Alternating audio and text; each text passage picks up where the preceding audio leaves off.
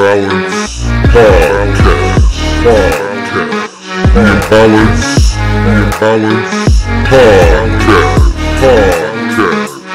Episode 3. Borderline personality disorder. Again.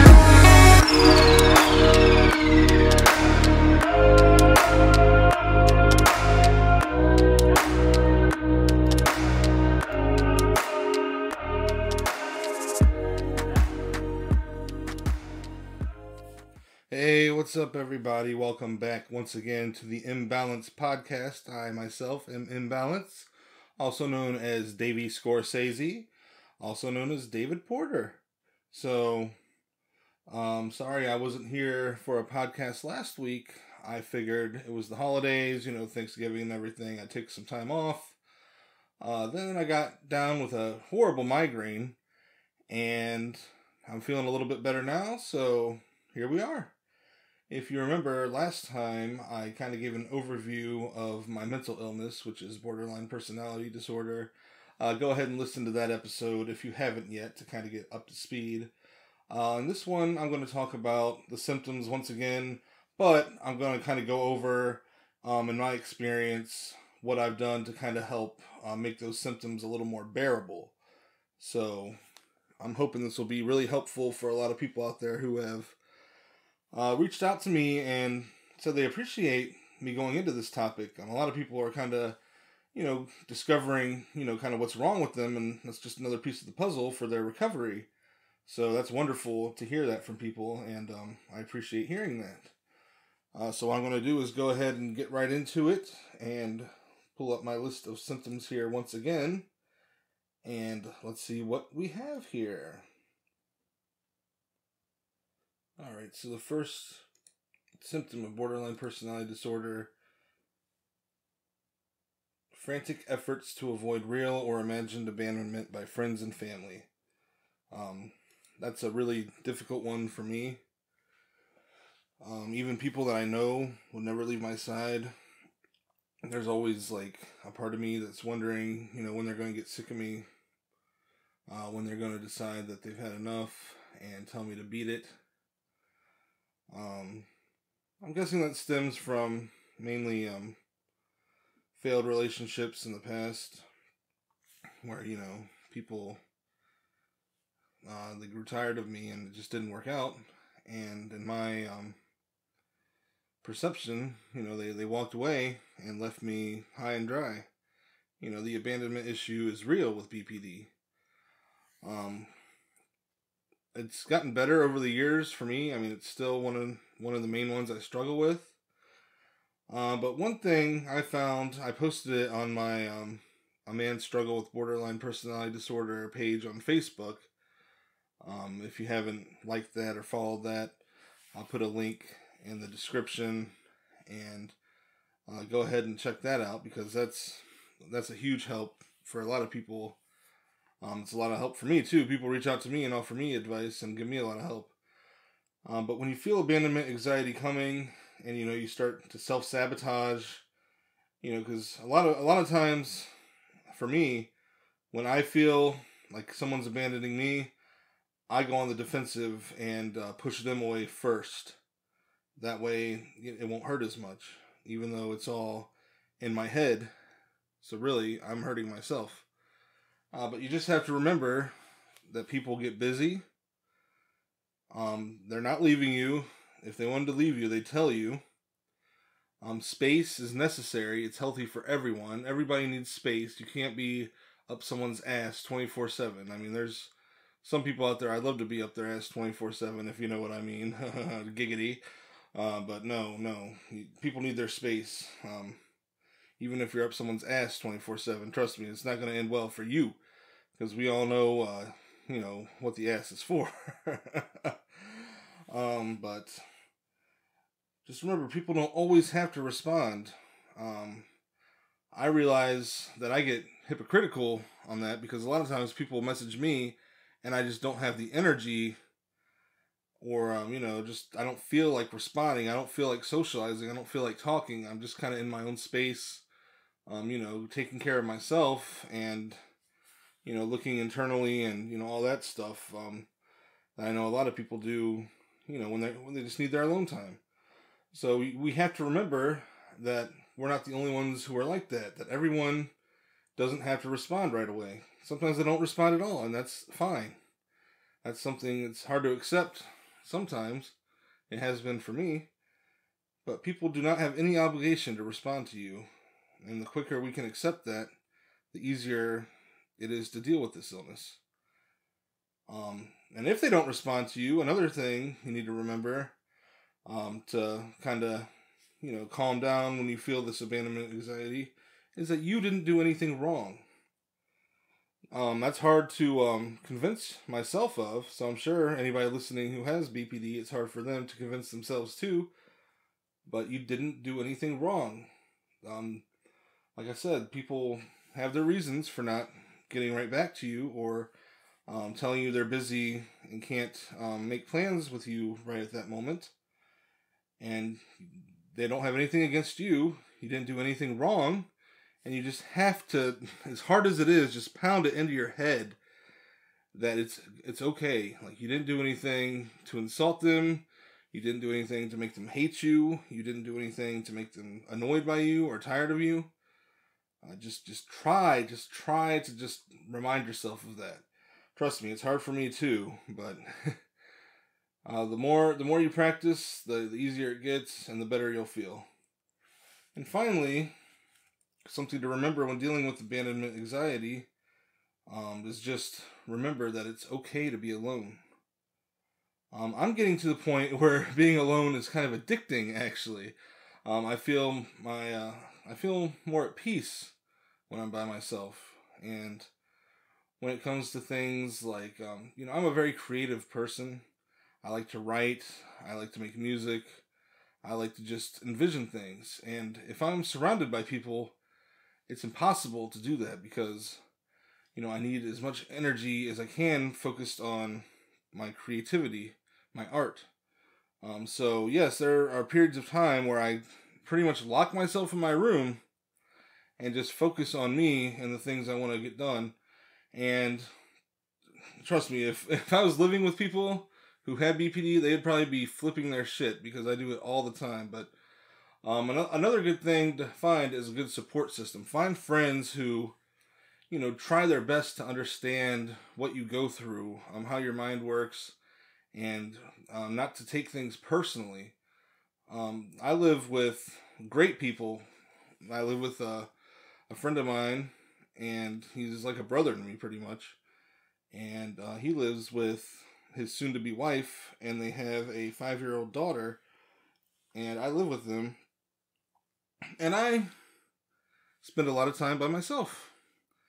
They're usually, watching some kind of show or, just doing things. They have a great business called the Family Business Printing Company that they are hard at work creating designs and things like that. Yep, that's a nice little plug I threw in there. But we spend some time together, but most of the time I am in my room, doing me, and they understand that. They don't take it personally. They don't get upset. They don't get offended. They know me. They know that's just how I am, and it's a great thing to have a support system like that. The abandonment anxiety, it's still a struggle for me, but that's the advice I can give right now to kind of deal with that the best. And this next one is the worst symptom that I deal with. In fact, I still struggle with this big time. And that's unstable personal relationships that alternate between idealization and devaluation. The whole "I hate you, don't leave me, I love you so much" thing, splitting. It's horrible.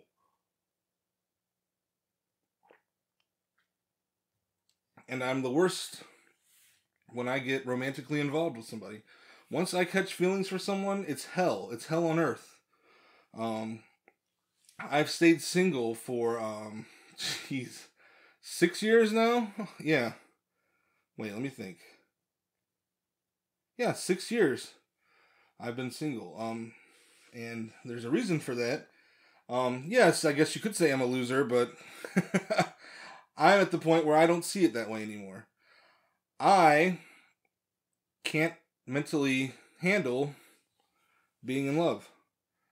That's the biggest thing that I'm trying to work on. That's the biggest thing I'm trying to fix about myself, because that is the biggest trigger, you could say, that makes me like just absolutely go fucking insane, is when I get those lovey-dovey feelings. Because as soon as those lovey-dovey feelings hit, the anxiety hits, the paranoia, just the stress is it's unbelievable, and I can't handle it. Like, I feel like on top of the world, like amazing, because when I find my favorite person, or FP as they call it, yes, look up favorite person, BPD, it's a thing.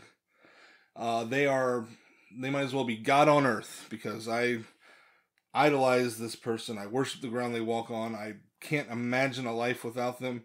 The best way I can put it is, as a nerd, I use this as an example. If you watch Star Wars Episode 3, Revenge of the Sith, Anakin Skywalker is a textbook example of a guy with borderline personality disorder. That's what I always tell people. Watch Episode 3.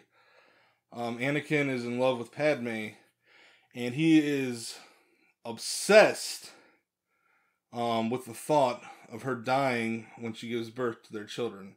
It just consumes him. Like, he's terrified of this happening. He has visions, and it makes him go to the dark side. Spoiler alert. Yeah, Anakin Skywalker becomes Darth Vader. And if you've been born before like last year, you should already know that. So, spoiler alert anyway. If you haven't seen Star Wars, what's wrong with you? See it immediately after hearing this. But yeah, he turns to the dark side, and another spoiler, he chokes Padme, the woman he loves, who's carrying his children. He chokes her out. He doesn't kill her, but he gets so angry with her that he chokes her out using the Force, and it leads to her death, depending on who you ask, because she's so devastated by what's happened to the man that she loves. And that's kind of like the idealization and devaluation. Like, it's just, there's so many emotions that are cranked up to 11 when you fall in love that it's just insane. And unfortunately, I don't have a lot of advice for that, because that's the biggest thing I struggle with. That's why I avoid getting into those kind of relationships. That's why I stay single, because until I can figure out how to deal with that, it's not fair to put someone through that. Like, I should not date someone knowing the hell I go through and knowing that the hell it'll put them through. So if anybody's listening to this and you have any advice on that, I'd love to hear it. You can comment on this, whether you're listening on SoundCloud or YouTube, or you can reach out to me on Facebook. You can message that A Man Struggle with Borderline Personality Disorder page, or you can message me. Just look up Davey Scorsese on Facebook and let me know any advice you have, because that's the one I'm kind of can't help you there on. Like, sorry about it, but that's my kind of kryptonite on this whole thing. So let's jump into the next symptom. Distorted and unstable self-image, which affects moods, values, opinions, goals, and relationships. I still struggle with that a little bit. I've noticed my personality kind of changes depending on who I'm around. I've gotten a little bit better at it. Now that a huge part of me, I figured out who I am, and I'm pretty much open about it. In case you don't know, my sexuality is fluid. I'm not exactly straight. I'm not exactly gay. I'm not quite sure what I am. But I'm just attracted to what I'm attracted to. It's hard to explain. That's a whole nother series to listen to. But accepting that about myself was a huge, crack the code on my distorted self-image. But I still kind of, tone down parts of myself and turn up other parts of myself depending on who I'm around. The best advice I can give you on that is just look deep within yourself. I know it's terrifying to look inside yourself and try to figure out who you are, But once you start to figure it out, it becomes a little bit easier. I know that's like, some people are probably listening and like, well, no shit, Sherlock, but how the hell do you do that? And just keep trying is the best advice I can give you. It took me 30 years to figure out who I am. So hopefully, if you're younger than that, you can figure it out before then. Or if you're older than that, there's hope that you will figure yourself out eventually. Impulsive behaviors that can have dangerous outcomes, such as excessive spending, unsafe sex, reckless driving, or misuse or overuse of substances. Yes, that was a big one for me for a while. I used to. It started after my first divorce. I blew an entire credit card, maxed it out on a TV, a PlayStation 4, just a whole bunch of shit. Just to feel better about everything that had happened. When I'd get angry, I'd just, jump in my car and just speed all over town, just in anger, just driving like a complete ass. The substances I've never really been bad with, because I've always been self-aware of my addictive personality, so I'm very disciplined in that aspect where I can keep myself away from what I know that will consume me. When it comes to substances, at least. And the unsafe sex, that's been a bad one too. Sorry, Mom, if you're listening, but there's been a lot of trying to fuck the pain away, as my girl Peaches would say. And that I stopped. Admittedly, I said this in the last episode, but with the COVID-19 pandemic, I have not had sex since then, except for one time. But that was safe sex, so that's a step up. But I've kind of toned it down with a lot of that impulsive behaviors because, like I said, for one thing, I have a support system. I live with people who hold me accountable for my actions, and like it's hard to sneak around. Because, first of all, I live out in the middle of nowhere, so there's nowhere to go, really. Late at night and stuff like that. But also,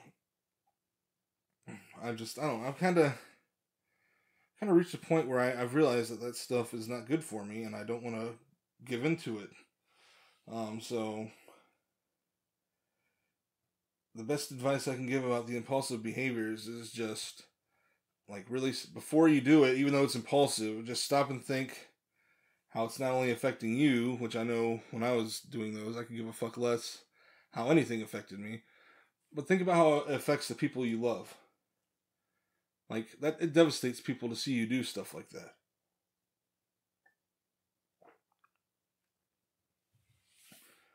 The next symptom is self-harming behavior, including suicidal threats or attempts. For me, the impulsive behavior is kind of tied in with the self-harming behavior and suicidal threats.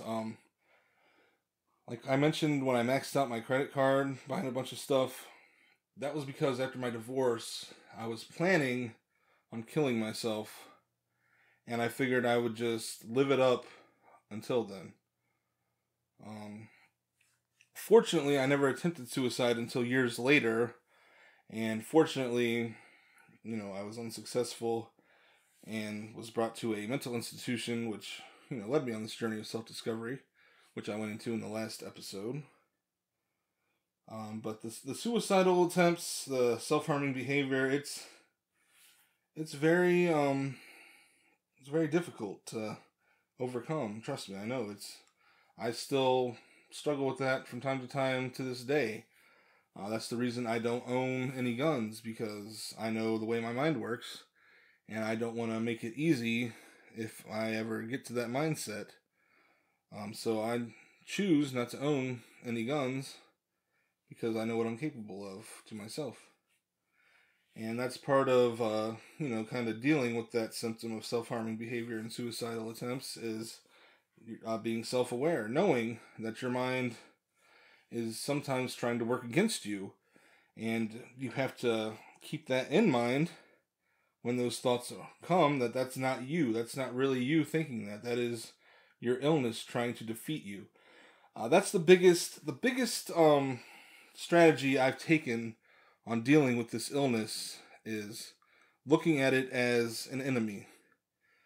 And you have to get very competitive with it. You have to realize that in no way can you let this thing win. You can't let your illness beat you. And that's been kind of a life hack, I guess, or like a mindset that I've given myself, is I'm not going to let it win. So I'll be damned if I take my own life because my mind is telling me to. Because it's not really my mind. That's an illness. That's a chemical imbalance. And imagine how stupid you'd feel. Say, after you die, you are able to look down at yourself, at your life, and the ones you love that are devastated by everything that happened. And you realize how fucking foolish you were to give in to that. So just try to build a strategy to remind yourself that sometimes you're not yourself, that your thoughts are not your own. I mean, they are your own, but it's something else. It's your illness. It's a chemical imbalance. It's the devil. It's evil spirits. However you want to look at it, you can't let it win. There's another symptom, which is periods of intense depressed mood, irritability, or anxiety lasting a few hours to a few days. That's something medication can help a little bit. So there's that. But really, it's something you have to accept that you're going to go through. I just know when it hits that, all right, I just have to work my way through this and just let the wave kind of roll over you, you know? Because it's going to happen. Like, I'm not going to sugarcoat it. You're going to go through this, where you just go through hours or even days of feeling depressed, irritable, or anxious. And, you know, the people around you, once they know you well enough, they'll know that you're going through that stuff, and they'll know that it's your illness, it's not you.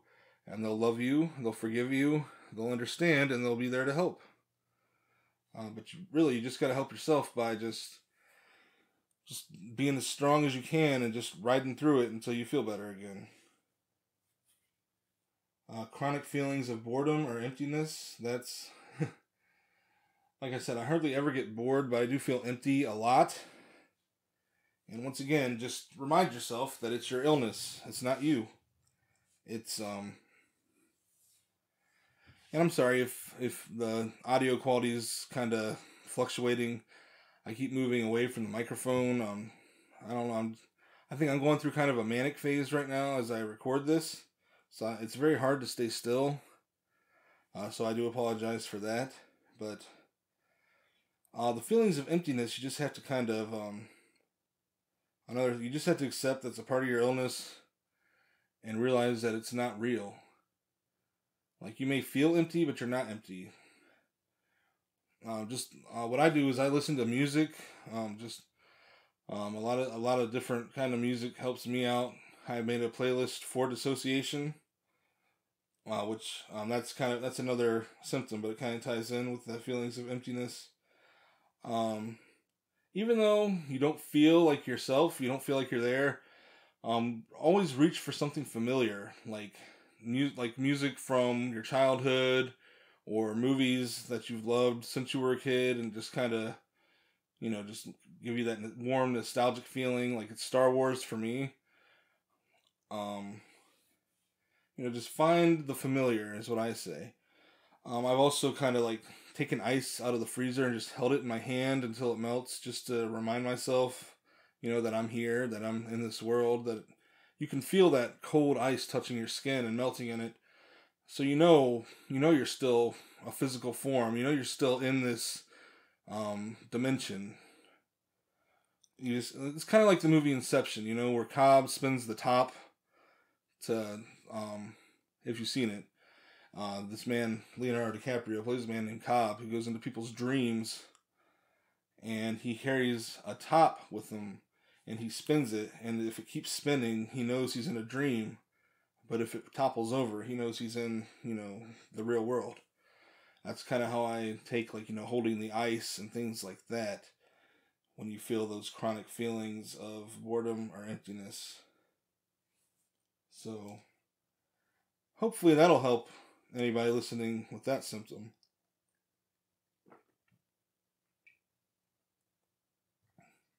Sorry, taking some drinks here. The next,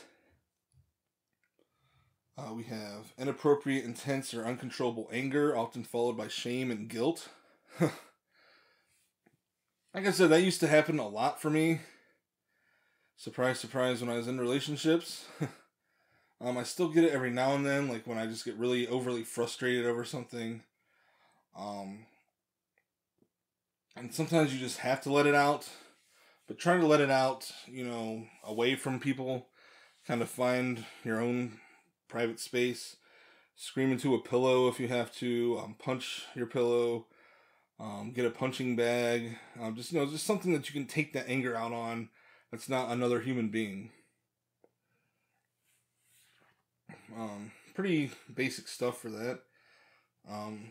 If you need to take anger management classes, I recommend that, of course. But that's really all I have for the anger issues. Dissociative feelings is the next symptom, which is disconnecting from your thoughts or sense of identity, having kind of out-of-body type feelings and stress-related paranoid thoughts. Severe cases can also lead to brief psychotic episodes. I've been there before. That is that is a horrible, horrible journey to go through. And I'm sure anybody listening to this who deals with BPD knows exactly what I'm talking about. You kind of feel like you're in a dream. You definitely feel disconnected from reality. It's hit me randomly. I've been driving and it's happened, which I know is dangerous, but the more you deal with it, the easier it gets to kind of deal with it, so to speak. The longer you experience, these dissociative episodes, the more you can identify when you're going through them, so you kind of know. And like I said, going back to those feelings of emptiness, just kind of reach out for something familiar, whether it's, for me, like 80s music or Star Wars movies, or Disney movies even, just anything familiar that you're really fond of that like brings you comfort or joy. Just listen to that, watch that, read that book, whatever you need to do to just remind yourself that you're here. Get that ice out of the freezer, hold it in your hand. Some people told me to wear a rubber band on your wrist and kind of snap it against your wrist when you're feeling like that, just to kind of bring yourself back into reality. There's just a lot of things you can do to, just feel better about that. And when that comes to the dissociative feelings, that's basically the advice I have for that. That kind of covers all the symptoms. I'd love to hear any feedback. If anybody has any questions on any other specific issues, just go ahead and send them to me, and I'd be happy to answer them. I'd love to answer them on the podcast, actually, if you're okay with that. Just let me know in your message, like, hey, you can answer this on the podcast, or if you say, hey, this is a private matter, I'll just message you back privately. But like I said, message me on Facebook, either my personal one, Davey Scorsese, or my page on Facebook, A Man's Struggle with Borderline Personality Disorder. And I'd be happy to help any way I can. That's going to do it for this episode. I hope I've helped some people, whoever's listening, on how to deal with those BPD symptoms. And until next time, take care of yourself, and most importantly, love yourself. All right, bye-bye.